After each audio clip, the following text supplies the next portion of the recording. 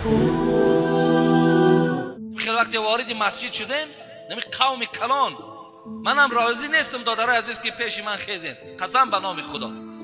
شما حتی نشسته هم تا یک تبسم کنین دست دراز که سلام که من تو راضیم به خدا قسم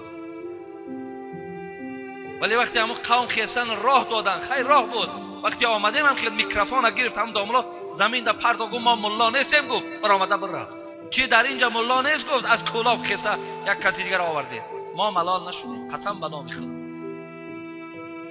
حتی در اطراف کاری همون سخن هم نگفتیم ولی گپ در کولاب نیست گپ در وحدت نیست گپ در غرب نیست گپ در حصار نیست خب اما ما بنده های خداییم خدا اعلان دارد که آخر نزد من محترم شما کسی از خدا میترسه کسی از خدا میترسه سیادانه در همه درد شفا هست گفت در همه درد الا سام بعدا میگه پرسیدیم حضرت سامش چی است که در او شفا نیست گفت الموت یعنی مرگ پیش راهش گرفته نمیتونه دیگر در همه دردها برادرها و خواهرای عزیز پیامبر گرامی گفتن که این شفا هست گفتن یک بار من نگاه کردم من دیدم بی‌نهایت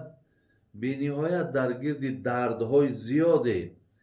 شفای ایرا مقصد بیان کردگی سخن پیغمبر نازنین ممکن هست انشاءالله این حقیقت است و حتی